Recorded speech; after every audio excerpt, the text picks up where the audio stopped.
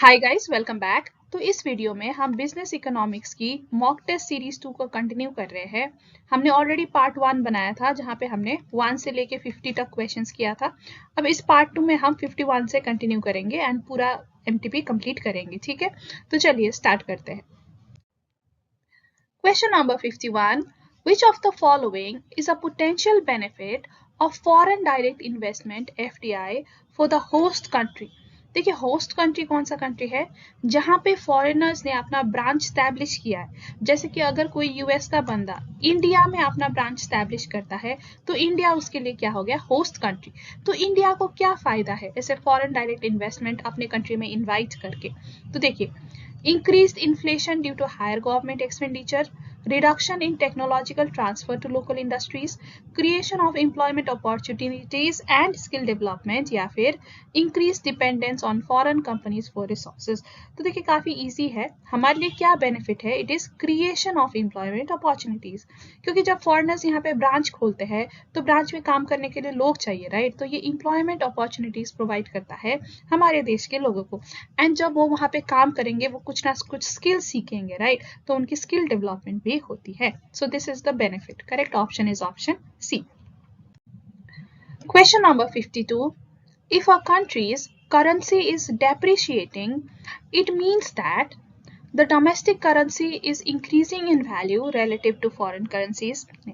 देखिए, अगर currency depreciate हो रहा है मतलब हमारी करेंसी की जो वैल्यू है वो कम हो रही है, right? It is becoming less as compare to foreign currencies. So that's why ये इनकरेक्ट है। ठीक है, हमारा इंक्रीज नहीं हुआ है, डिक्रीज हुआ है value. B. The country's export will become more expensive to foreign buyers.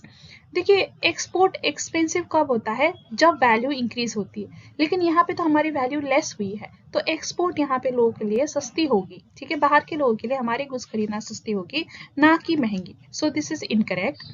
The country's exports become cheaper for foreign buyers, potentially boosting trade. Yes, so this is correct.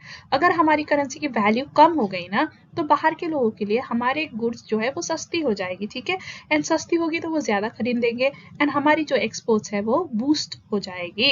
So this is the correct option. Option D क्या कहता है? The central bank is actively increasing supply of money. नहीं, इससे depreciation का directly कोई relation नहीं है। So this is incorrect. So correct option is C. Question number 53.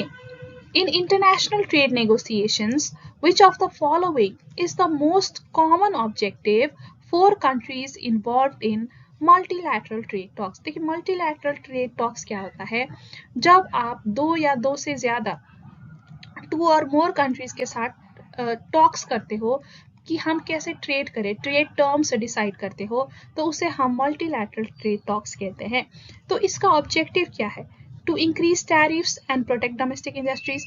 देखिए, अगर आपको टैरिफ इंक्रीज करना है, डोमेस्टिक को प्रोटेक्ट करना है, तो क्यों बाहर मतलब बाकी कंट्रीज के साथ क्यों आके टॉक कर रहे हो? अगर ट्रेड ही नहीं करना है ना, आप टॉक कर रहे हो उनके साथ, ट्रेड टॉक्स कर रहे हो, मतलब तो आपको ट्रेड करना है, right?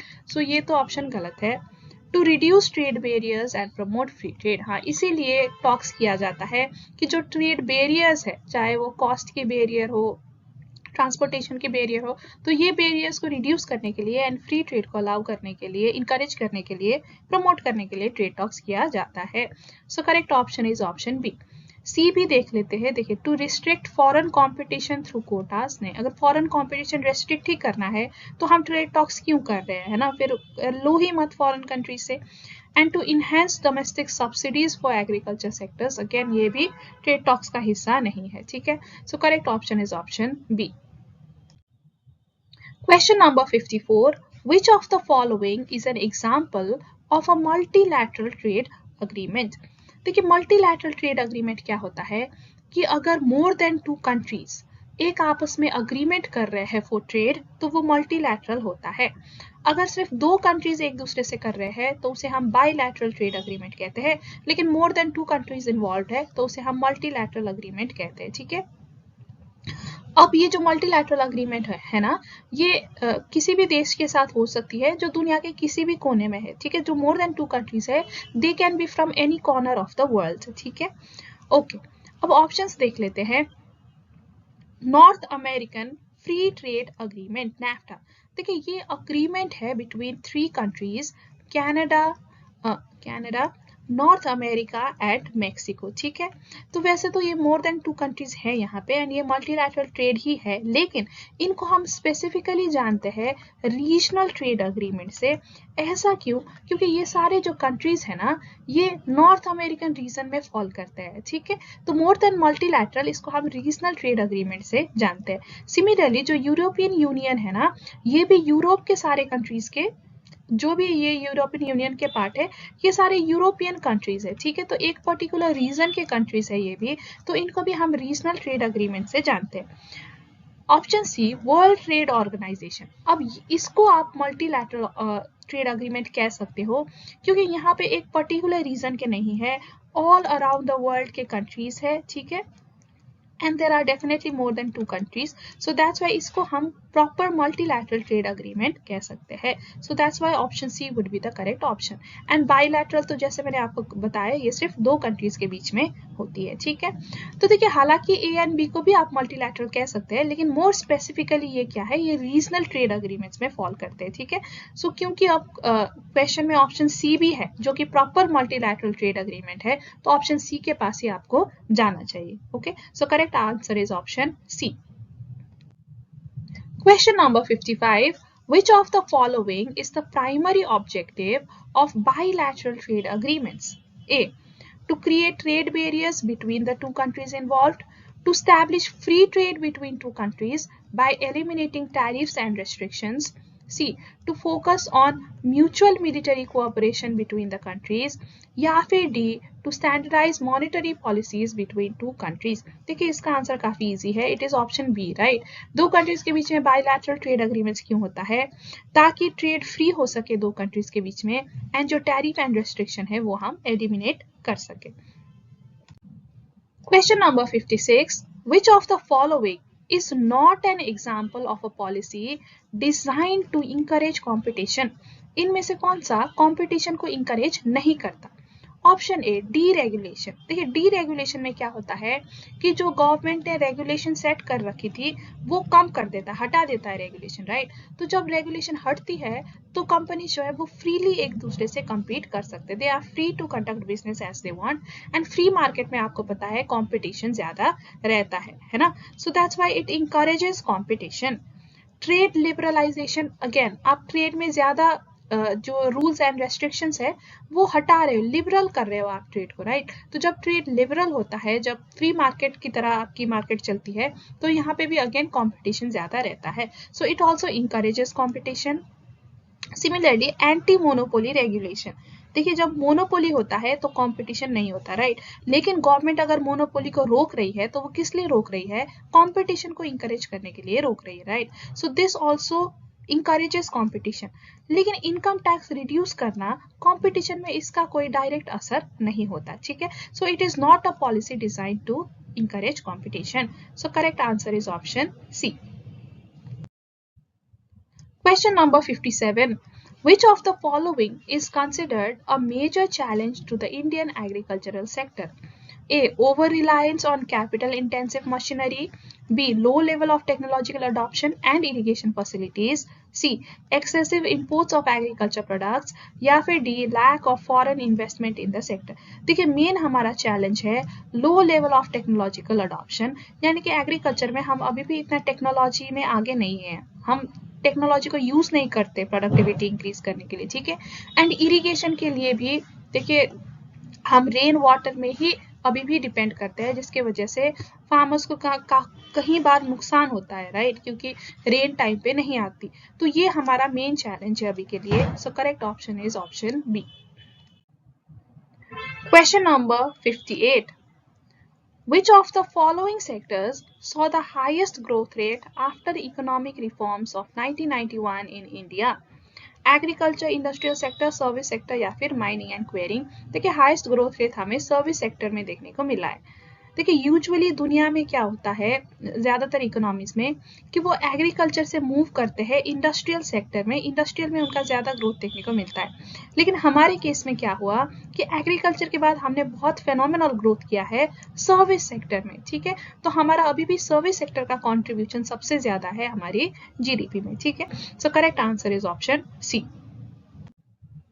Question number 59. Which of the following is the most accurate reason for the persistence of poverty in India despite economic growth? A. Low level of foreign investment in rural areas. High inequality in the distribution of income and resources. C. Limited development in urban sectors. या फिर D. Lack of social security system for the working population. देखिए India में growth होने के बावजूद भी अभी भी पॉवर्टी क्यों है? तो इसका रीजन काफी ऑब्वियस है, दैट इज ऑप्शन बी, क्योंकि हमारे देश में हाई इनइक्वालिटी है in the distribution of income and resources. देखिए अमीर लोग बहुत अमीर है, गरीब लोग काफी गरीब है ना। एंड जो भी हमारी जीडीपी इंक्रीज हो रही है, नेशनल इनकम इंक्रीज हो रही है, वो इक्वली डिस्ट्रीब्यूट नहीं हो रही है लोगों में। अभी भी income and resources unequally distribute होते हैं, राइट। किसी को बहुत ज्यादा मिलता है, जितना जरूरत उससे ज्यादा, और कुछ लोग बहुत ज्यादा पॉवर्टी लाइन से बिलो है ना। So that is the main reason. So correct option is option B. Question number 60. With reference to arc elasticity, measures the responsiveness of demand dash on the demand curve at one given point, at intercepts on x-axis and y-axis, between 2 points या फिर any of the above. देखिए arc elasticity में elasticity major होता है between 2 points, right? So correct option is C. At a given point, at one given point, ये कहाँ पे होता है? ये point elasticity में होता है, ठीक है। तो यहाँ पे हमारा आंसर है option C. Question number 61. Which of the following is not a merit of socialist economy? तो इनमें से कौन सा सोशलिस्ट इकोनॉमी का मेरिट नहीं है, ठीक है। A. It provides equal access to health care and education. देखिए ये तो मेरिट है क्योंकि सोशलिस्ट में इक्वल एक्सेस प्रोवाइड होता है, right. Workers are no longer exploited because they owns the mean of production. देखिए वर्कर्स एक्सप्लॉइट होते हैं कैपिटलिज्म में, क्योंकि कैपिटलिज्म में जो मीन्स ऑफ प्रोडक्शन है वो कुछ कैपिटलिस्ट के हाथ में कॉन्सेंट्रेटेड होते हैं। लेकिन सोशलिज्म में जो मीन्स ऑफ प्रोडक्शन है वो पूरी सोसाइटी ओन करती है, वर्कर्स ही ओन करते हैं, right. So they are not exploited. So this is also a merit. Profits are not spread equitably among all workers according to the individual contribution. देखिए socialism में तो इक्वली स्प्रेड होता है profit, so not spread कहना ये गलत है। So this is not a merit of socialist economy. D. Natural resources are preserved for the good of the whole. देखिए नेचुरल रिसोर्सेज की एक्सप्लॉइटेशन कैपिटलिज्म में होती है, राइट। सोशलिज्म में तो आप इसको प्लान करके प्रिजर्व कर सकते हो, तो ये भी एक मेरिट है। So which is not a merit is option C. Question number 62. Which of the following is a primary objective of India's monetary policy? A. To reduce the overall level of taxation, to control money supply and curb inflation, to promote export-led growth through currency devaluation, या फिर to ensure a balanced budget for the government. देखिए monetary policy का objective होता है money supply को control करना and inflation को काबू में रखना, है ना। आई थिंक ये क्वेश्चन पहले भी पूछा गया है, सिमिलर क्वेश्चन इसी एमटीपी में, right. Okay, so correct option is option B. Question number 63.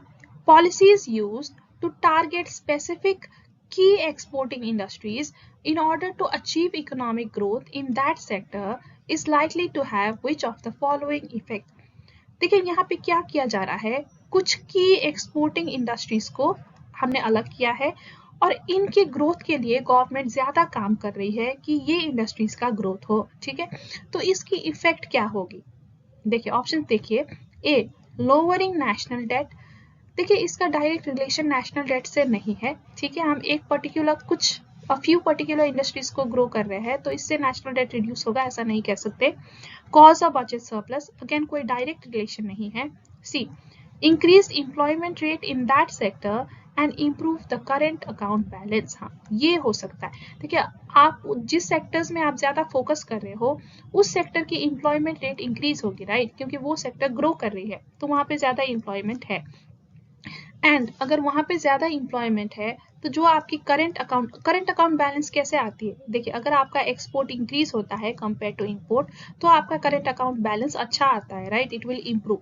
तो अगर आपकी एक्सपोर्टिंग इंडस्ट्रीज को यहाँ पे टारगेट कर रहे हो ना, जो एक्सपोर्ट करते हैं, तो अगर उनकी ग्रोथ होगी मतलब ज्यादा एक्सपोर्ट होगी इंडिया से, राइट, तो आपका जो करंट अकाउंट बैलेंस है वो इम्प्रूव हो सकता है। So this is the correct option. Option D भी देख लेते हैं, increase employment rate in that sector, यहाँ तक तो करेक्ट है। And worsen the current account balance, ये करेक्ट नहीं है, क्योंकि अगर एक्सपोर्ट इंक्रीज हो रही है तो करंट अकाउंट बैलेंस हमारा इंप्रूव हो रहा है, right. So correct option is option C. Question number 64.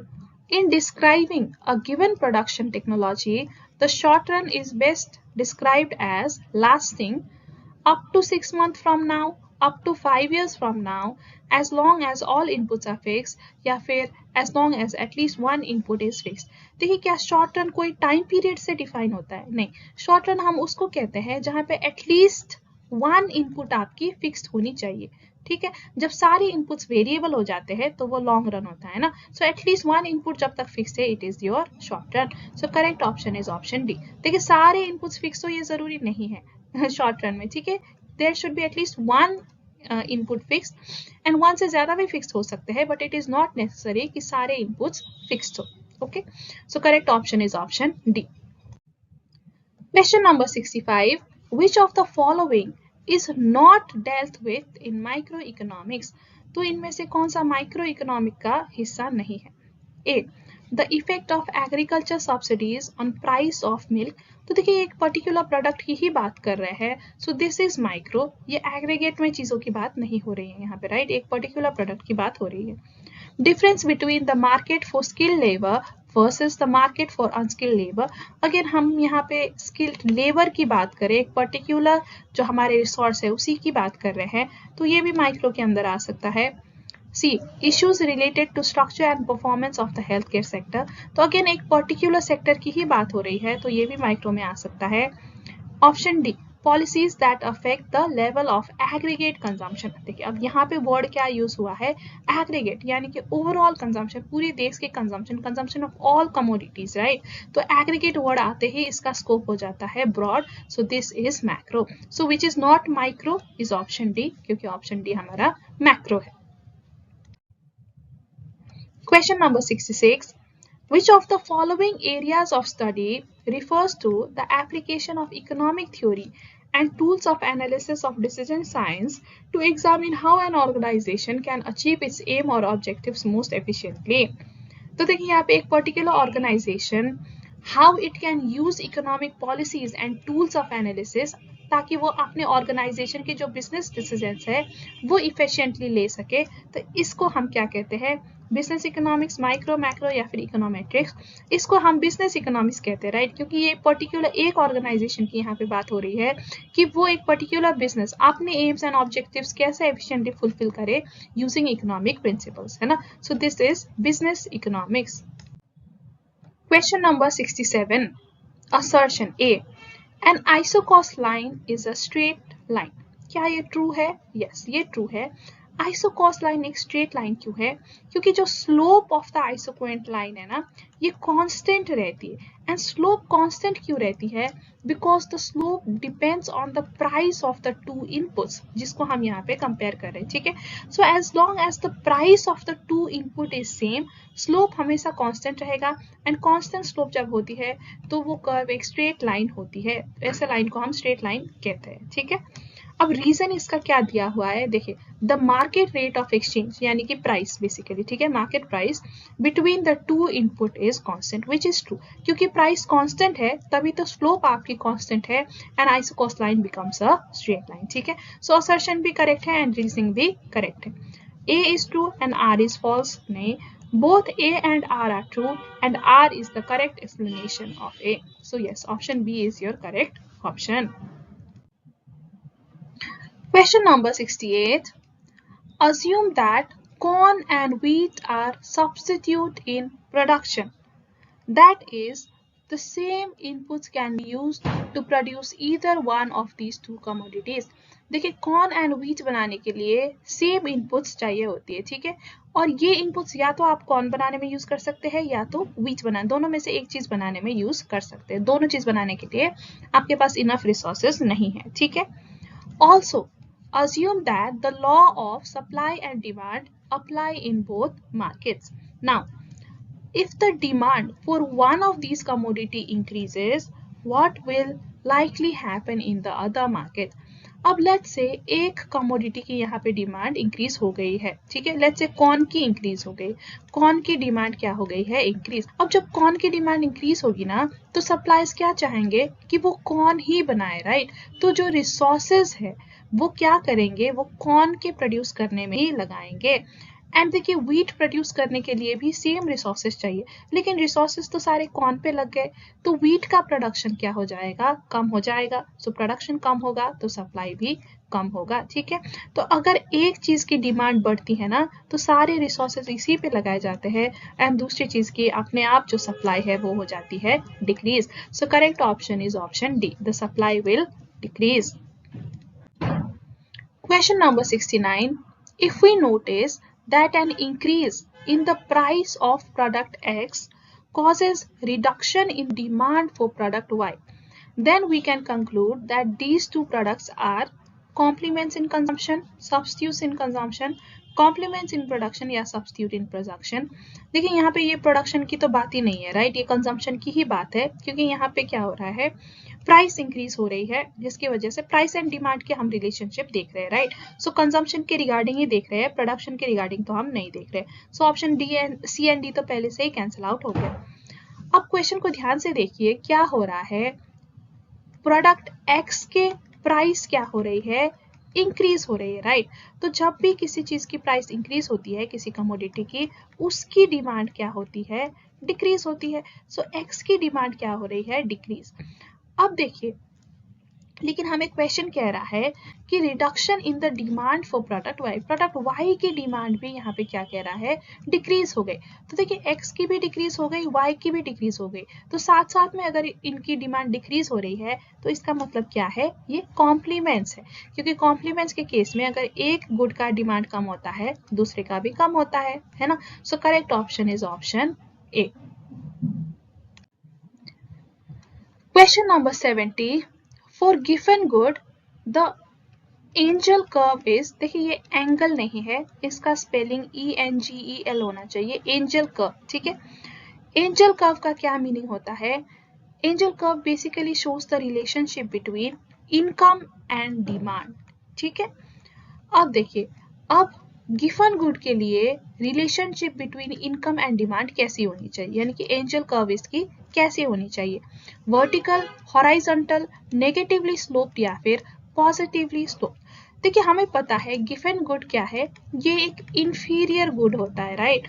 और इंफीरियर के गुड में as your income increases, demand for the commodity क्या होता है, डिक्रीजेस, है ना। सो यहाँ पे आपको एक रिवर्स रिलेशनशिप देखने को मिलता है इनकम एंड डिमांड के बीच में, है ना। एंड जब भी रिवर्स रिलेशनशिप होता है तो आपका कर्व कैसे स्लोप करता है, इट स्लोप्स नेगेटिवली, है ना।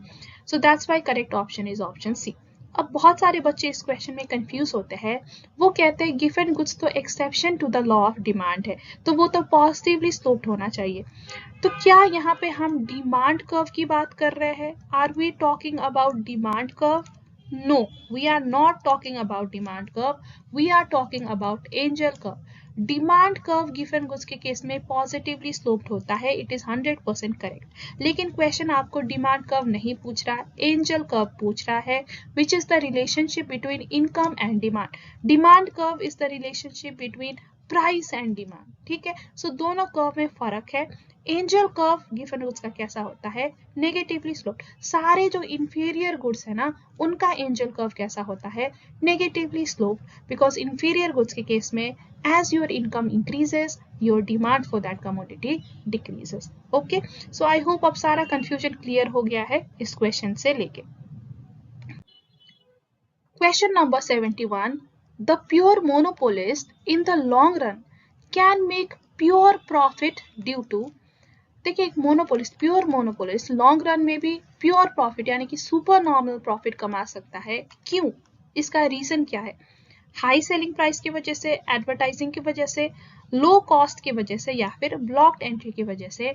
देखिए answer is D, blocked entry. Pure monopoly में क्या होता है कि किसी और फर्म को एंट्री ही अलाउड नहीं है, there is only one seller, right? तो जब वो एक सेलर है तो जो शॉर्ट रन पे ये सुपर नॉर्मल प्रॉफिट कमा रहा था ना, ये लॉन्ग रन में भी he can continue to earn super normal profit, क्योंकि कोई और फॉर्म आ ही नहीं रहा इसको कंपटीशन देने के लिए। ठीक है, सो दैट्स वाई ब्लॉक्ड एंट्री की वजह से ये कमाता है। देखिए इट इज नॉट नेसेसरी कि सेलिंग प्राइस आपकी बहुत हाई हो, बस आपकी जो प्रॉफिट मार्जिन है ना वो हाई रहनी चाहिए to earn super normal profit, है ना? अगर आपका सेलिंग प्राइस लो है लेकिन कॉस्ट इससे भी लो है तो still you can make profit, still you can make super normal profit. ठीक है, एंड प्योर मोनोपोली में एडवर्टाइजिंग की भी जरूरत नहीं होती क्योंकि एक ही सेलर है तो लोगों के पास ऑप्शन ही नहीं है, राइट? तो चाहे आप एडवर्टाइज करो ना करो, लोग आपसे ही लेंगे।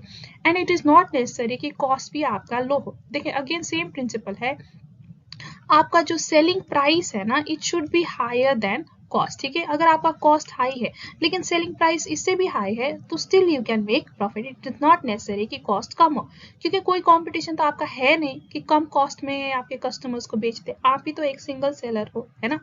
Okay, so that's why blocked entry is the main reason जिसकी वजह से ये सुपर नॉर्मल प्रॉफिट कमाते हैं even in the long run.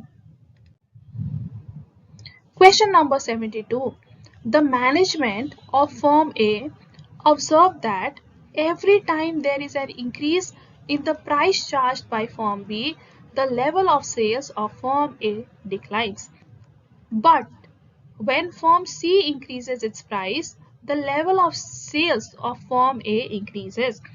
From this, we can conclude that firms A and B produce substitute in consumption, firms A and C produce substitute, firms A and B produce unrelated in consumption, या फिर firm A and C produce unrelated in consumption products। देखिए अब हो क्या रहा है यहाँ पे, हम ब्रेक डाउन करते हैं इसे। Okay, every time there is increase in price charged by B. देखिए जब भी बी अपना प्राइस इंक्रीज करता है तो बी की डिमांड तो डिक्रीज होगी ही होगी, लॉ ऑफ डिमांड, राइट? लेकिन यहाँ पे ए ने क्या देखा कि ए की सेल्स भी डिक्रीज हो रही है, राइट? सो मतलब ए का भी डिमांड डिक्रीज हो रहा है। देखिए अगर बी की डिमांड डिक्रीज हो रही है उस टाइम पे ए की भी डिक्रीज हो रही है, that means they are complements, right? Complements जो है इनके साथ साथ में डिमांड इंक्रीज एंड डिक्रीज होती है ना? अब अनदर इंस्टेंस ए ने क्या देखा कि जब सी अपना प्राइस इंक्रीज करता है तो सी की क्या होगी, सी की डिमांड तो ऑटोमेटिकली डिक्रीज होगी है ना, लॉ ऑफ डिमांड। लेकिन इस टाइम पे ए की डिमांड क्या हो रही है, ए की डिमांड इंक्रीज हो रही है। तो देखिए अगर एक प्रोडक्ट के प्राइस इंक्रीज होने की वजह से दूसरे की डिमांड इंक्रीज होती है, राइट? सी की तो डिक्रीज हो रही है लेकिन ए की अगर डिमांड इंक्रीज हो रही है तो इसका मतलब ये क्या है, these are substitute product, they are producing substitute products. ठीक है, तो यहाँ पे हमारा करेक्ट ऑप्शन क्या होगा? देखिए ऑप्शन ए कहता है form A and B produce substitute. क्या A and B substitute produce कर रहे हैं? नहीं, ए एंड बी तो कॉम्प्लीमेंट प्रोड्यूस कर रहे हैं, so incorrect. Forms A and C produce substitute in consumption, true. A and C क्या कर रहे हैं, सब्स्टिट्यूट प्रोड्यूस कर रहे हैं, right? So this is true. अब सी एंड डी कहता है अनरिलेटेड है, अनरिलेटेड इज नॉट ट्रू, क्योंकि बी के वजह से, बी के प्राइस के वजह से ए का डिमांड चेंज तो हो रहा है, राइट? अगेन सी के वजह से भी ए का डिमांड चेंज हो रहा है, सो दोनों केस में डिमांड इज बीइंग अफेक्टेड, तो अनरिलेटेड आप नहीं कह सकते। ठीक है, सो इसलिए यहाँ पे करेक्ट ऑप्शन होगा option B. Question number 73. A cartel, which is market sharing, will reach the monopoly situation. A. Always when the product is homogeneous. B. Always when the product is differentiated. Sometimes या फिर none of these. देखिए पहले तो cartel क्या है, जब oligopoly में ना 2-3 फर्म्स ही होते, फ्यू फर्म्स होते हैं ओलिगोपोली में, राइट? तो जब ये 2-3 फर्म्स एक आपस में मिलके एक अग्रीमेंट बना लेते हैं कि हम इस तरह से अपना जो प्रोडक्ट है वो सेल करेंगे, ये मार्केट तुम्हारा, ये मार्केट मेरा, मिलके प्राइस रखते हैं एंड मिलके सब चीजें करते हैं। ठीक है, तो इस तरह से अगर वो अग्रीमेंट बनाते हैं तो उसे हम कार्टेल कहते हैं।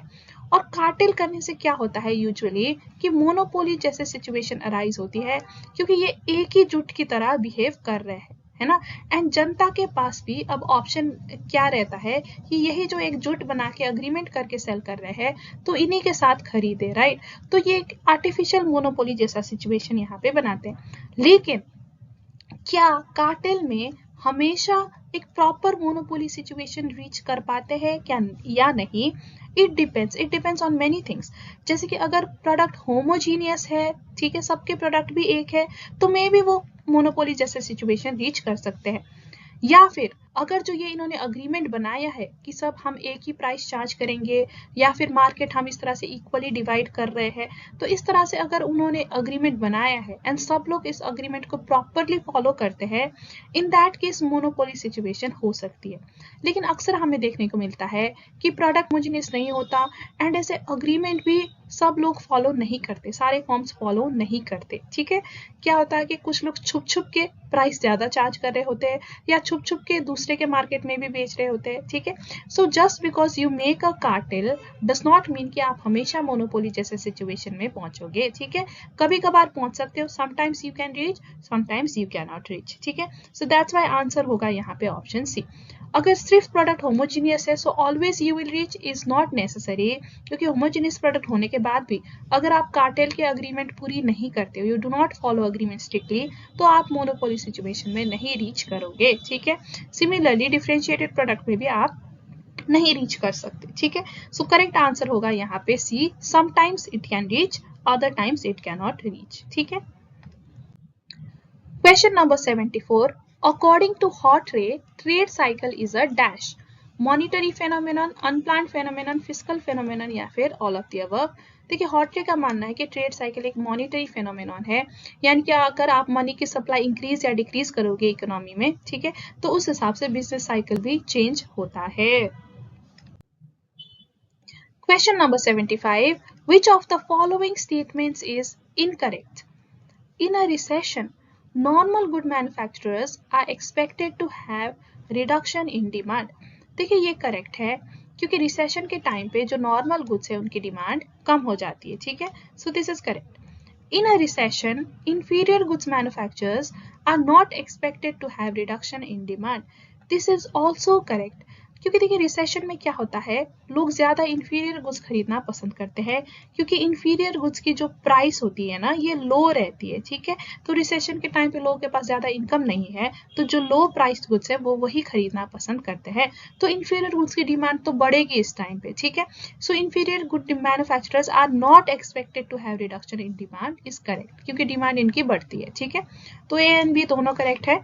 Option C, all producers are going to be negatively affected in recession. अब देखिए अब ये इनकरेक्ट है, क्योंकि जैसा कि हमने यहाँ पे देखा कि जो इंफीरियर गुड्स है इनके मैन्युफैक्चरर्स तो नेगेटिवली अफेक्ट नहीं हो रहे हैं, राइट, ये तो पॉजिटिवली अफेक्ट हो रहे हैं क्योंकि इनकी डिमांड तो बढ़ेगी। So all producers are not going to be negatively affected, तो ये इनकरेक्ट स्टेटमेंट है, तो यहाँ पे हमारा आंसर होगा ऑप्शन सी। डी कहता है कि none of the above is correct. क्यों, देखिए none of the above is correct कहना सही नहीं होगा, क्योंकि ए एंड बी तो करेक्ट ही है ना, only C is incorrect. So correct option is option C. Question number 76. At the point inflection, total product is maximum, average product is maximum, marginal product is maximum या फिर marginal product is zero. तो ये point of inflection वो point होता है जहाँ पे marginal product आपका maximum होता है. So correct option is C. Question number 77. Which of the following is not a determinant of the demand for a good? A. Its cost of production. B. Expectations, the prices of related products या फिर preferences. देखिए जो cost of production है ना, इससे supply affected होती है, demand affect नहीं होता, क्योंकि डिमांड किसके साइड से होता है, कंज्यूमर के साइड से, राइट। तो कंज्यूमर को कॉस्ट ऑफ प्रोडक्शन से क्या लेना देना, कॉस्ट ऑफ प्रोडक्शन से सप्लायर को लेना देना होता है ना। कंज्यूमर डिमांड चेंज करती है of their expectations, the price of related products, यानी कि सब्स्टिट्यूट और कॉम्प्लीमेंट की क्या प्राइस है उसके हिसाब से भी आपकी गुड की डिमांड अफेक्ट होती है एंड कंज्यूमर के प्रेफरेंस से अफेक्ट होती है, लेकिन कॉस्ट ऑफ प्रोडक्शन से अफेक्ट नहीं होती demand. So correct option is option A.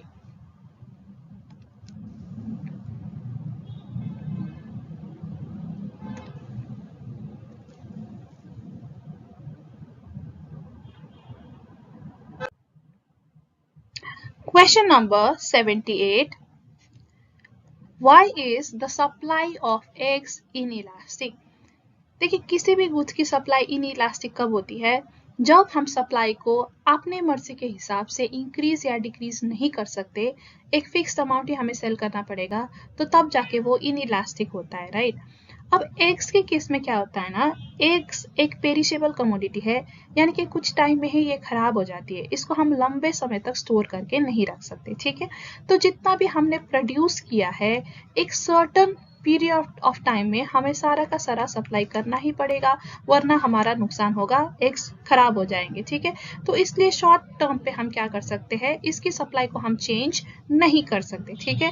That's why egg are inelastic. So दोनों ही ऑप्शन ए एंड बी यहाँ पे करेक्ट है, सो इसलिए करेक्ट ऑप्शन होगा हमारा सी, बोथ ए एंड बी, ठीक है? Question number 79. If the price of a good increases, then the demand for the complementary goods will increase. देखिए जब भी किसी गुड की प्राइस इंक्रीज होती है तो उसकी खुद की डिमांड क्या होगी, डिक्रीज होगी, राइट? एंड अगर ये गुड की कोई कॉम्प्लीमेंट्री गुड्स है तो कॉम्प्लीमेंट्री गुड्स की डिमांड भी क्या होगी, डिक्रीज होगी, क्योंकि खुद की डिमांड एंड कॉम्प्लीमेंट्री गुड की डिमांड साथ साथ में चलते हैं, राइट? एंड अगर सब्स्टिट्यूट होगा तो क्या होगा, सब्स्टिट्यूट की जो डिमांड है वो होगी इंक्रीज, राइट?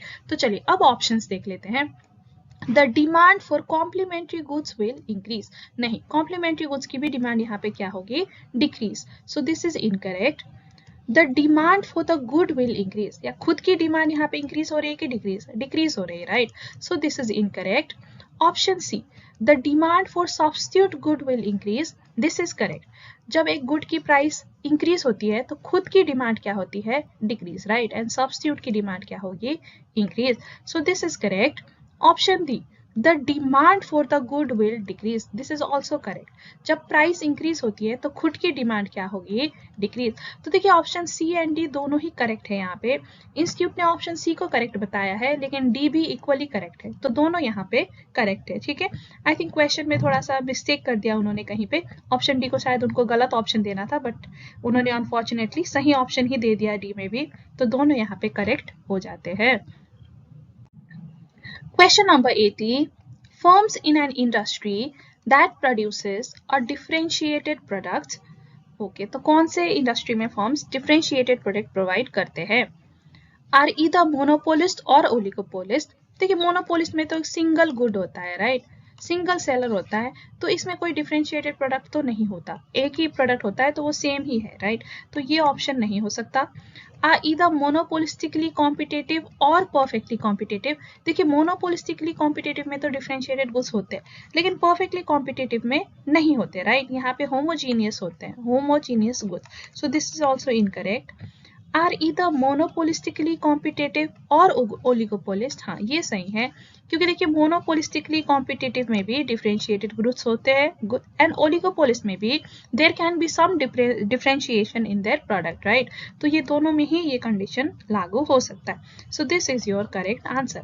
ऑप्शन डी में क्या बोला है, देखिए are either perfectly competitive. Again perfectly competitive में होमोजीनियस गुड्स होते हैं, तो ये भी हो जाता है incorrect. So correct option is option C. Question number 81.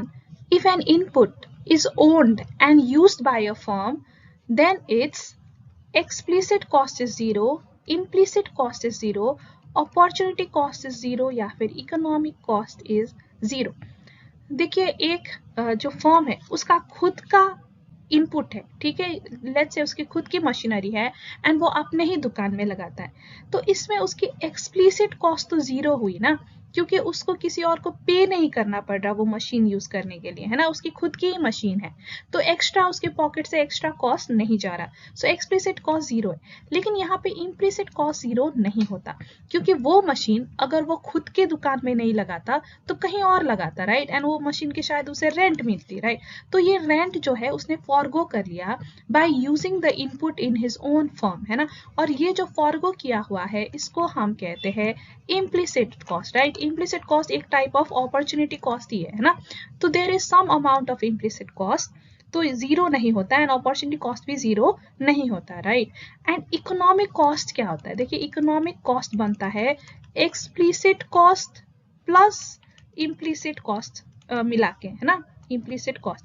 अब एक्सप्लिसिट कॉस्ट तो जीरो है, लेकिन इम्प्लिसिट कॉस्ट यहाँ पे जीरो नहीं है, हमें सर्टेन अपॉर्चुनिटी कॉस्ट यहाँ पे फेस करना पड़ रहा है, right. So let's say it is ₹100, तो इकोनॉमिक कॉस्ट आपका कितना आया, ₹100, right. So whenever there is some amount of implicit cost, economic cost भी जीरो नहीं हो सकता। तो ये तीन कॉस्ट जीरो नहीं है, सिर्फ एक्सप्लिसिट कॉस्ट ही आपकी यहाँ पे जीरो है। So correct option is option A.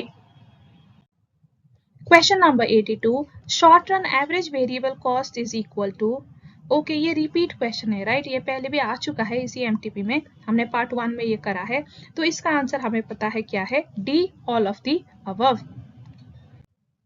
Question number 83, one reason that a firm may experience increasing returns to scale is that greater level of output make it possible for the firm to, देखिए firm जो है वो increasing returns to scale क्यों experience करते हैं, आखिर इसका क्या रीजन है कि उनको इंक्रीजिंग रिटर्न्स मिलता है। देखिए first reason is employ more specialised machinery. जब आप लार्ज आउटपुट प्रोड्यूस करते हो ना, तो आप मोर स्पेशलाइज्ड मशीन यूज कर सकते हो to make large number of units, जिसकी वजह से आपको क्या होता है, फायदा, कॉस्ट में फायदा हो सकता है, ठीक है। Obtain bulk purchase discount, again जब आप लार्ज स्केल में बनाओगे तो आप लार्ज क्वांटिटी में परचेज भी करोगे inputs, right. And whenever you purchase in large quantities, आपको कुछ ना कुछ डिस्काउंट मिल रहा होता है, तो ये भी आपके कॉस्ट में कम कराता है, राइट। Discount is reducing your cost. Employ a greater division of labour, again जब आप लार्ज नंबर में प्रोड्यूस करोगे ना, तो आप लार्ज अमाउंट ऑफ लेबर भी हायर करोगे, right. And specialised labour hire करोगे जो एक पर्टिकुलर डिवीजन में स्पेशलाइज है ना। एंड जितना आप डिवीजन या स्पेशलाइजेशन क्रिएट करोगे, उतनी ही एफिशिएंटली आपकी लेबर फोर्स काम करेंगी एंड आपके जो कॉस्ट है वो रिड्यूस करेंगी। So all of the above are correct, ठीक है। ये सारे आपके इंक्रीजिंग रिटर्न्स टू स्केल ले आने में आपको मदद करती है। Question number 84. Economies of scope refers to the decrease in average total cost that can occur when a firm A produces more than one product, has monopoly power in the world market, control the raw materials used in input, या फिर narrows the scope of its regional market। देखिए economics of scope ये आपके syllabus में तो नहीं है, लेकिन मैं फिर भी आपको समझा देती हूँ। देखिए इकोनॉमिक्स ऑफ स्कोप में क्या होता है ना कि अगर आप मल्टीपल प्रोडक्ट बनाओगे साथ में, ठीक है, तो आपका जो कॉस्ट है वो रिड्यूस हो सकता है।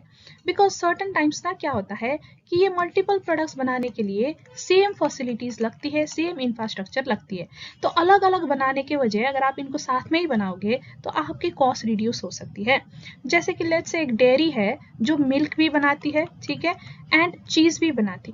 अब अगर आप इनको साथ में बनाओगे तो सर्टेन एक्सटेंट तक तो इनको सेम फैसिलिटीज लगती है ना बनाने में, तो आपकी जो कॉस्ट है वो रिड्यूस हो जाएगी।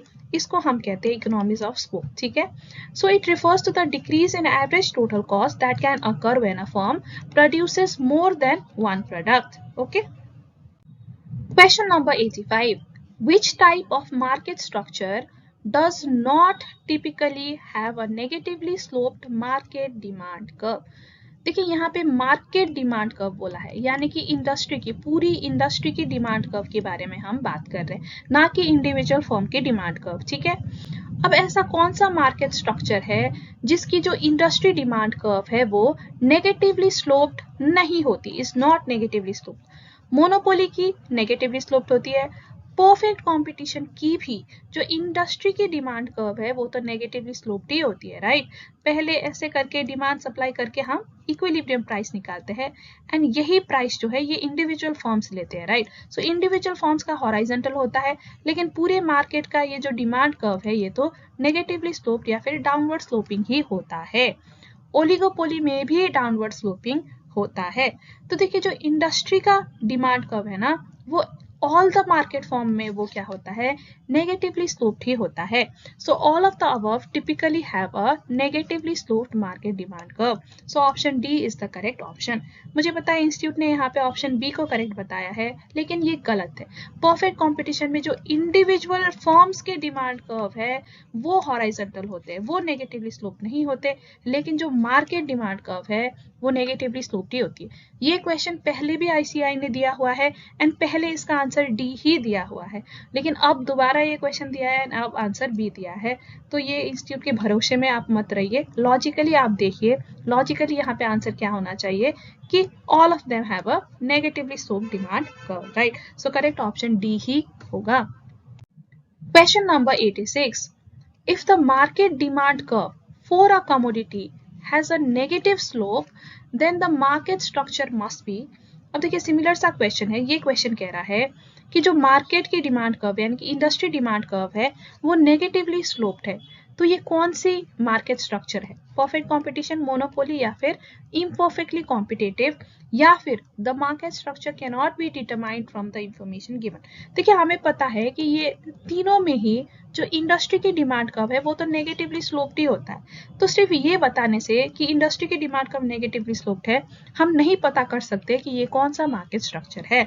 सो दैट्स व्हाई यहाँ पे करेक्ट आंसर होगा हमारा D, the market structure can not be determined from the information given. ठीक है, अब अगेन यहाँ पे आपका आंसर इंस्टीट्यूट ने गलत दिया हुआ है ना, यहाँ पे ऑप्शन सी को करेक्ट आंसर बताया हुआ है, लेकिन ये इनकरेक्ट है क्योंकि ये तीनों में ही जो इंडस्ट्री डिमांड कर्व है, राइट, वो आपका क्या होता है, मार्केट या फिर इंडस्ट्री डिमांड कर्व आपका नेगेटिवली स्लोप्ड ही रहता है।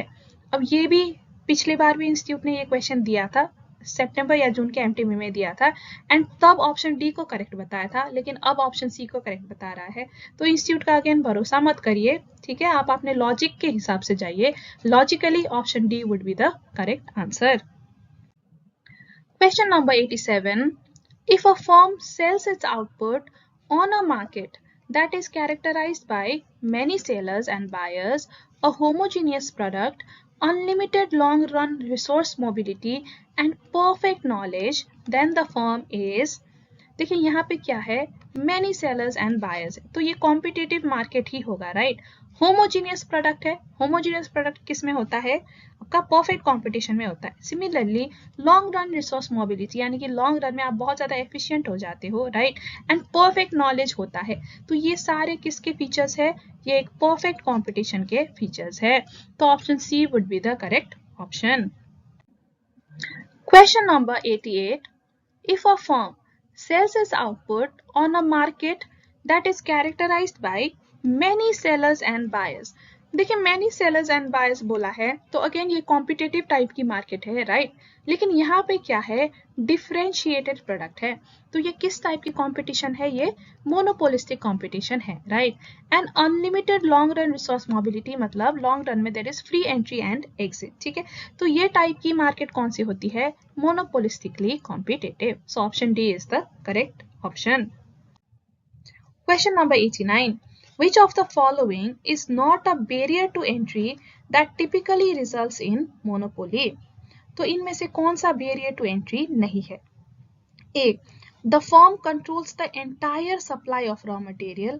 देखिए अगर एक प्रोडक्ट बनाने के लिए कुछ रॉ मटेरियल चाहिए एंड इस रॉ मटेरियल का जो कंट्रोल है वो एक पर्टिकुलर फर्म के पास ही है, तो ये एंट्री बैरियर क्रिएट करेगा for other firms, right, so this will create entry barrier. B, production of the industry's product is subject to economies of scale over a broad range of output।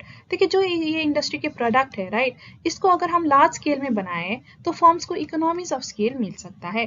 तो देखिए अगर एक firm को economies of scale मिल रहा है क्योंकि वो large scale में प्रोड्यूस कर रहा है, तो इसका ये मतलब नहीं कि बाकी को एंट्री बैरियर हो, नेसेसरली एंट्री बैरियर ही हो, ये जरूरी नहीं है। देखिए किसी को भी आप रोक नहीं सकते ना लार्ज स्केल प्रोड्यूस करने के लिए, अगर वो अपना कॉस्ट कम करने के लिए लार्ज स्केल प्रोड्यूस करेगा then it is his right to produce large scale, right. अब आप ये नहीं कह सकते कि कोई और को यहाँ पे बैरियर हो रहा है, बाकी फर्म्स भी अपना स्केल इंक्रीज करके यहाँ पे खुद का भी कॉस्ट कम कर सकते, तो ये नेसेसरली एंट्री बैरियर क्रिएट नहीं करता। इन सर्टन केसेस ये एक नेचुरल मोनोपोली क्रिएट कर सकता है but not in every case, ठीक है, तो इसको हम नेसेसरली एक बैरियर की तरह नहीं देखते। See, production of the industry's product requires a large initial capital investment। ये एक एंट्री बैरियर हो सकती है क्योंकि लार्ज इनिशियल कैपिटल इन्वेस्टमेंट ये सबके पास नहीं होती है, राइट, सब ये जुटा नहीं पाते, तो ये एंट्री बैरियर क्रिएट करता है। The firm holds an exclusive government franchise. देखिए अगर गवर्नमेंट एक पर्टिकुलर फर्म को ही फ्रेंचाइजी अलाउ कर रही है to produce that kind of product और सर्विस, तो बाकी के लिए ये एंट्री बैरियर है, right. So this also results in entry barrier. तो देखिए A, C and D entry barrier कर सकते हैं, लेकिन बी नेसेसरली एंट्री बैरियर करे जरूरी नहीं है। So B is the correct option here. Question number 90. Increase in unwanted business inventories are counted as a decrease in capital stock, an increase in consumption, an increase in investment या फिर an increase in depreciation। देखिए आपने जो बनाया है आपके goods, वो सारे गुड्स सोल्ड नहीं हुए, right. There are still some remaining goods जिसको हम क्या कहते हैं, इन्वेंट्रीज, राइट। तो ये इस साल सेल्स नहीं हुई, लेकिन इसमें आपने अपना रॉ मटेरियल लगाया है, लेबर लगाया, कैपिटल लगाया है ना, एंड ये आप क्या करोगे अब एज अ स्टॉक रखोगे एंड नेक्स्ट ईयर आप इसको सेल्स करोगे, नेक्स्ट ईयर ये आपको इनकम देगा, राइट। तो ये एक तरीके से आपका क्या हुआ, इन्वेस्टमेंट, जहां पे आप अपने रिसोर्सेज लगा चुके हो, पैसा लगा चुके हो एंड फ्यूचर में ये आपको नेक्स्ट ईयर ये आपको सेल्स दे रहा है। So this is considered an increase in investment, ठीक है। Question number 91. Which of the following factors does not contribute to economic growth? इनमें से कौन सा फैक्टर इकोनॉमिक ग्रोथ में कंट्रीब्यूट नहीं करता? A, the availability of resources such as labour and capital. देखिए अगर आपके पास लेबर एंड कैपिटल ऐसे रिसोर्सेज है तो ये तो कंट्रीब्यूट करेगा ही इकोनॉमिक ग्रोथ में, right. Increase in the size of the population. देखिए increase in the size of population necessarily economic growth में कंट्रीब्यूट नहीं करता।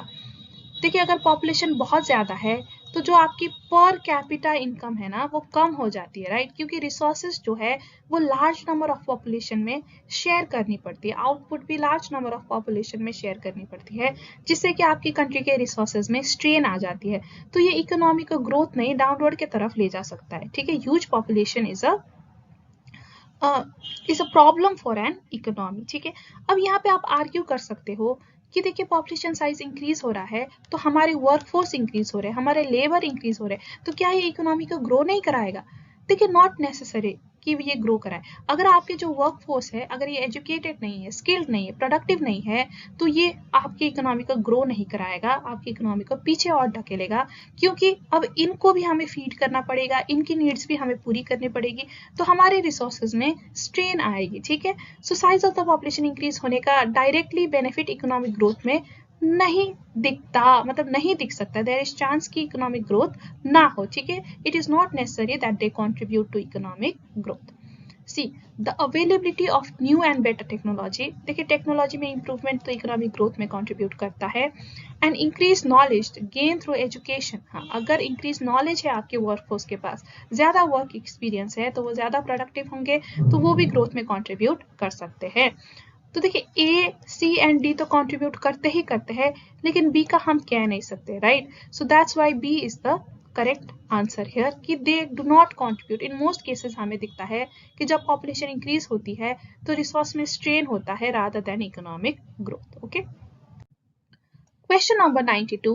A consumption function of the form C is equals to C naught plus CYD has a positive vertical intercept C naught, which indicates that, देखिए ये consumption function को एक बार समझते हैं। Consumption is equals to C naught। ये C naught क्या represent करता है? This represents your autonomous consumption, यानी कि ये वो कंजम्पशन है जो आपके डिस्पोजेबल इनकम पे डिपेंड नहीं करता। Even if your disposable income is zero, इतना तो आप कंज्यूम करोगे ही करोगे, राइट। तो इसको हम कहते हैं ऑटोनोमस कंजम्पशन। अब ये जो स्मॉल सी है ना, now this depends on your disposable income, it is a proportion of disposable income that you consume, ठीक है। तो आपका जो टोटल कंजम्पशन है ना, उसमें कुछ पोर्शन ऑटोनोमस होता है एंड कुछ पोर्शन आपके डिस्पोजेबल इनकम पे डिपेंड होता है, ठीक है। अब आपसे क्वेश्चन पूछ रहा है कि ये जो C नॉट है, ठीक है, the positive vertical intercept C not, ये क्या रिप्रेजेंट करता है? Option A, some consumption is unaffected by changes in disposable income, the MPC will increase as disposable income increases, the APC will always increase as disposable income increases, या फिर APC will always be less than MPC। देखिए question हमें APC MPC का relationship नहीं पूछ रहा, question हमें क्या पूछ रहा है कि C नॉट क्या रिप्रेजेंट करता है। So answer will be A, C naught represents some consumption is unaffected by changes in disposable income. ठीक है, so correct option is option A. Question number 93. Economic indicator of contraction and expansionary phase by measuring real GDP is business cycle, technical indicator, leading indicator या फिर lagging indicator। देखिए ये question थोड़ा अजीब से frame किया गया है, बट ये क्वेश्चन बेसिकली आपको पूछना चाहता है कि क्या ऐसे इंडिकेटर है जो रियल जीडीपी के बेसिस पे हमें बताता है कि इकोनॉमिक कॉन्ट्रैक्ट हो रहा है या फिर एक्सपैंड हो रहा है। तो इसका आंसर है ए, बिजनेस साइकिल, क्योंकि बिजनेस साइकिल से हमें पता चलती है, हमें इकोनॉमिक फ्लक्चुएशन हम मेजर करते हैं, right, on the basis of real GDP. जब हमारा रियल जीडीपी इंक्रीज होता है तो हम उसे एक्सपेंशन कहते हैं, जब डिक्रीज होता है तो कॉन्ट्रैक्शन कहते हैं, है ना। तो इसलिए यहाँ पे correct answer is option A. Question number 94. National income accountants can avoid multiple counting by A. Counting both intermediate and final goods, B. Only counting final goods, only counting intermediate goods या फिर including transfers in the calculation। देखिए अगर आप both intermediate and final goods consider करोगे तो यहाँ पे तो डबल काउंटिंग हो ही रही है, राइट। तो आपको क्या करना है, सिर्फ फाइनल गुड्स को ही काउंट करना है, इंटरमीडिएट गुड्स को फाइनल गुड्स में से लेस करना है, ठीक है। तो डबल काउंटिंग को अवॉइड करने के लिए you count only final goods. Question number 95. In a business cycle a period from peak to trough may be referred to as expansion, recurrence, contraction या फिर स्टैग्फ्लेशन। देखिए पीक होता है highest phase of expansion, right, and peak के बाद क्या start होता है, कॉन्ट्रैक्शन स्टार्ट होता है, right, and lowest phase of contraction क्या होता है आपका, ट्रो, राइट। तो देखिए पीक एंड ट्रो के बीच में कौन सा फेज आया है यहाँ पे, कॉन्ट्रैक्शन, है ना। तो यहाँ पे आपका correct answer is option C, contraction. Question number 96.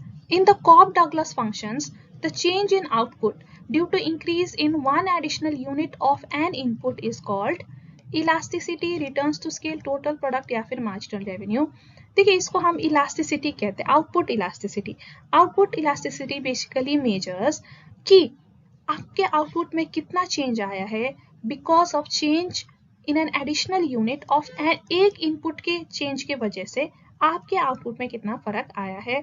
तो that is your output elasticity in respect to that input, ठीक है।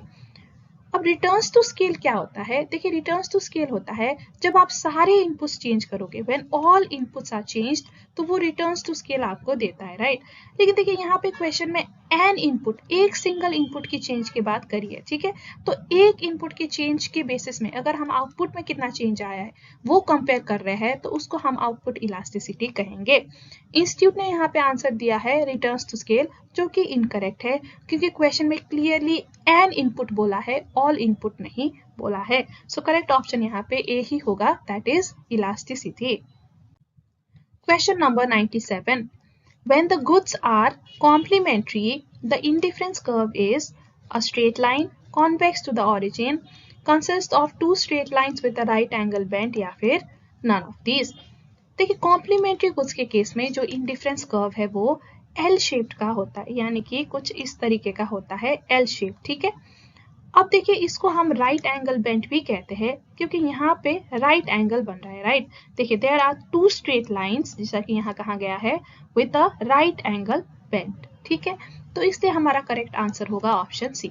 लेकिन आखिर ये एल शेप्ड क्यों होता है कॉम्प्लीमेंट्री गुड के केस में, क्योंकि देखिए मान लीजिए ये कमोडिटी है ए, ये बी है, ठीक है, दोनों कॉम्प्लीमेंट्री है। अब अगर एक individual additional a unit consume करना चाहे तो उसको यहाँ पे एडिशनल बी यूनिट भी कंज्यूम करना पड़ेगा, क्योंकि सिर्फ ए यूनिट कंज्यूम करके उसको सेटिस्फैक्शन नहीं मिलेगी। ए एंड बी दोनों साथ साथ में ही यूज होते हैं, राइट। अगर आप दोनों साथ में यूज करोगे तभी आपको ये गुड्स से यूटिलिटी मिलेंगी, है ना। जैसे कि लेट्स से ए पेन है, बी इंक है, राइट। तो सिर्फ पेन कंज्यूम करके आपको क्या फायदा, आपको तो इंक भी चाहिए ना, तभी तो आपको पेन की यूटिलिटी मिलेगी। सो अगर पेन की कंजम्पशन आप इंक्रीज करते हो तो इंक की भी साथ साथ में करनी पड़ेगी, ठीक है। तो इसलिए देखिए, अगर यहाँ पे आप ओके ए गुड की अगर आप कंजम्पशन इंक्रीज करते हो तो साथ साथ में बी की भी इंक्रीज होती है। सो दैट्स वाई ये एक एल शेप्ड का इंडिफरेंस कर्व यहाँ पे बनता है, ठीक है। स्ट्रेट लाइन किसका होता है, स्ट्रेट लाइन होता है सब्स्टिट्यूट के केस में। सब्स्टिट्यूट के जो इंडिफरेंस कर्व होते हैं ना वो स्ट्रेट लाइन होता है। And convex to the origin, ये तो जो नॉर्मल गुड्स है, बाकी सारे जो नॉर्मल गुड्स है other than substitute and complements, तो उनके कॉन्वेक्स टू द ऑरिजिन रहते हैं, ठीक है। जो कॉम्प्लीमेंट्री है उनके right angle bend L shaped रहता है। Question number 98, long run average cost LAC is U shaped, is also called envelope curve, both A and B या फिर none of these। देखिए long run average cost curve, right, ये U shape का होता है, हमें पता है क्योंकि ये इस तरीके का होता है, right. And it envelopes all short run cost curve, right. देखिए यहाँ पे जो शॉर्ट रन कॉस्ट कर्व होता है उन सबको समेटते हुए ये एक long run average cost curve बनता है ना। दैट्स वाई इसको हम एनवलप कर्व कहते हैं। तो दोनों ही ऑप्शन करेक्ट है। So correct option is C, both A and B. Question number 99. Price discrimination is possible when A. The seller should have some control over the supply of the product. यानी कि seller के पास certain degree of monopoly power होनी चाहिए। It should have at least some control over its product and price, right? तभी जाके price discrimination होगा। अगर ये परफेक्टली कॉम्पिटिटिव मार्केट है जहाँ पे इसको अपने प्राइस पे कोई कंट्रोल नहीं है, तब यहाँ पे प्राइस डिस्क्रिमिनेशन नहीं होगा, right. So option A is correct. A certain degree of control या फिर मोनोपोली पावर नेसेसरी रहता है। B, the price elasticity of the product should be different in different sub market, ये भी करेक्ट है। अगर एक ही प्राइस इलास्टिसिटी है हर जगह, फिर आप डिफरेंट प्राइस चार्ज नहीं कर सकते, आपको सेम ही प्राइस चार्ज करनी पड़ेगी, है ना। तो प्राइस इलास्टिसिटी का डिफरेंट होना भी जरूरी है। And the seller should be able to divide his market into 2 और मोर सब मार्केट, ये भी एक कंडीशन है, राइट। जब आप डिवाइड करोगे तभी तो प्राइस डिस्क्रिमिनेशन करोगे टू डिफरेंट सब मार्केट्स, है ना। So that's why all of these are the condition necessary for price discrimination। तो देखिए ये ऑप्शन डी जो है ना, ये none of these नहीं, ये all of these होना चाहिए था, ठीक है। So all of these इसको कर दीजिए and correct option would be option D। Institute ने यहाँ पे ऑप्शन बी को करेक्ट बताया है, लेकिन ए एंड सी भी कंडीशन है, नेसेसरी कंडीशन है प्राइस डिस्क्रिमिनेशन के लिए। सो दैट्स व्हाई हमारा आंसर होगा all of these. Question number 100, a dealer sells only 2 brands of motorcycle, Royal and Hero. It was observed that when price of Royal rises by 10%, देखिए royal का जो price है, royal का price कितने से rise हुआ है, 10% से, right. The demand for Hero increases by 15%. So demand of Hero कितने से increase हुआ है, 15% से। What is the cross elasticity of Hero against demand of Royal? तो देखिए क्रॉस इलास्टिसिटी हम कैसे निकालेंगे, हम डिमांड ऑफ हीरो लेंगे एंड डिवाइड करेंगे by the price of royal, right. So demand of hero has increase by 15% and price of royal has increase by 10%। So cross elasticity हमारा कितना हुआ, पॉजिटिव 1.5। देखिए जो रॉयल एंड हीरो है ये substitutes है ना, तो इसलिए इनकी जो क्रॉस इलास्टिसिटी है ये पॉजिटिव ही आएगी, क्योंकि देखिए डिमांड ऑफ हीरो भी इंक्रीज हुआ है, प्राइस ऑफ रॉयल भी इंक्रीज हुआ है। दोनों ही जब इंक्रीज होते हैं न्यूमरेटर एंड डिनोमिनेटर तो आंसर पॉजिटिव में आता है, ठीक है। सो that's why answer is a, positive 1.5। अगर ये कॉम्प्लीमेंट्स होते हैं ना, सो इन दैट केस हमारा नेगेटिव में आंसर आता, ठीक है। लेकिन यहाँ पे हमारा आंसर है पॉजिटिव 1.5। सो विद दिस हमारा MTP सीरीज 2 भी यहीं पे खत्म हो जाता है। Now guys, before you go, I would like to announce कि मैंने अपने वेबसाइट में बिजनेस इकोनॉमिक्स की टेस्ट सीरीज लॉन्च किया है, जहां पे आपको चैप्टर वाइज टेस्ट प्रैक्टिस करने को मिलेगा for CA foundation paper 4, that is business economics. देखिए ये टेस्ट सीरीज को माइक्रो एंड मैक्रो करके 2 हिस्सों में बांटा गया है। माइक्रो में आपको चैप्टर 1 से लेकर चैप्टर 5 तक के चैप्टर वाइज MCQs मिलेंगे एंड मैक्रो में चैप्टर 6 से लेकर 10 के मिलेंगे। जो मैक्रो है ना, इसको मैंने यूनिट वाइज भी डिवाइड करा गया है, तो यहाँ पे आप एक एक यूनिट, जैसे कि चैप्टर 6 में 2 यूनिट्स है तो 2 यूनिट्स के अलग अलग आपको यहाँ पे टेस्ट मिलेंगे। तो इस तरह से आपकी जो प्रैक्टिस है वो बहुत स्मूथ हो जाएगी। एंड देखिए ये पूरे टेस्ट सीरीज में आपको 1200 से भी ज़्यादा क्वेश्चंस मिलेंगे, और सिर्फ क्वेश्चंस ही नहीं, यहाँ पे आंसर एंड एक्सप्लेनेशन भी मिलेगा for each and every question. तो एक्सप्लेनेशन के लिए आपको इधर उधर भटकने की, 100 लोगों से पूछने की जरूरत नहीं पड़ेगी, सारे टेस्ट के अंदर ही आपको मिल जाएगी। एंड ये टेस्ट में जो आपके PYQs होते हैं इंस्टीट्यूट के, राइट, एंड MTPs है, तो इनके क्वेश्चंस भी आपको मिलेंगे। तो देखिए ये टेस्ट करने के बाद आपको अलग से PYQs एंड MTPs ढूंढ के करने भी नहीं पड़ेंगे, यहीं पे आपकी सारी प्रैक्टिस हो जाएगी। तो इकोनॉमिक्स में अच्छे मार्क्स लेने के लिए जितना भी आपको प्रैक्टिस करना है इसी टेस्ट के थ्रू आपकी हो जाएगी। एंड देखिए ये सिर्फ एक क्वेश्चन बैंक नहीं है, यहाँ पे जब आप एक यूनिट की एग्जाम दोगे, टेस्ट दोगे ना, आपको स्कोरिंग भी मिलेगी, स्कोरिंग में नेगेटिव मार्किंग भी इंक्लूड होगा, तो बिल्कुल एग्जाम की तरह ही आपको फील आएगा, आपको अपनी प्रिपरेशन लेवल भी पता चलेगी। एंड यहाँ पे परफॉर्मेंस रिव्यू भी होता है कि आपने किस तरह से आपने परफॉर्म किया, क्या आपने इजी क्वेश्चंस मिस्टेक किए या एक्चुअल में हार्ड क्वेश्चन में ही आप कंफ्यूज थे, आप अपने पीयर्स के मुकाबले कहाँ पे खड़े हो अभी, तो ये सारी चीज़ आपको टेस्ट के थ्रू पता चलेगी। तो देखिए ये कॉम्प्रिहेंसिव पैकेज है, ये करने के बाद आप एकदम फुल्ली प्रिपेयर्ड हो जाओगे बिजनेस इकोनॉमिक्स के लिए। आपकी जो कॉन्फिडेंस है ना पेपर 4 के लिए, वो आपको एकदम आसमान छूते हुए यहाँ पे दिखेगी, ठीक है। एंड देखिए ये पूरा पैकेज आपको मिलता है सिर्फ 250 रुपीज़ में, तो ये बहुत अच्छी ऑफर है। ये इतना नॉमिनल प्राइस इसलिए रखा है ताकि किसी को भी अफोर्ड करने में दिक्कत ना हो, तो सब लोग इसे खरीदे, अपना प्रैक्टिस स्मूथ करे। एंड देखिए अभी एग्ज़ाम भी आने वाला है, अब ज़्यादा टाइम नहीं है एग्ज़ाम के लिए, 1-1.5 महीना ही बचा है, तो आप इसको लेके अभी से यूनिट वाइज प्रैक्टिस करना स्टार्ट कर सकते हो, ठीक है। टेस्ट का जो लिंक है वो मैं आपको डिस्क्रिप्शन में दे दूंगी एंड फर्स्ट कमेंट में भी आपको मिल जाएगा, तो ज़रूर जाके टेस्ट को चेकआउट करें। So guys we've come to the end of the video, हमारा MTP सीरीज 2 खत्म हो गया है। आई होप आपको सारे क्वेश्चन समझ आए होंगे। अगर आपको डाउट है तो आप कमेंट करके पूछ सकते हैं, I will try to clarify your doubt, या फिर आप हमारे टेलीग्राम चैनल भी ज्वाइन कर सकते हैं, यहाँ पे भी बच्चे डाउट पूछते हैं and we solve their doubts. And अगर आपको वीडियो पसंद आया हो तो वीडियो को लाइक करिएगा, फ्रेंड्स के साथ भी शेयर करिएगा एंड चैनल को सब्सक्राइब करिएगा, क्योंकि we will be back with another video soon. तब तक के लिए अपना ख्याल रखिए, bye bye and take care.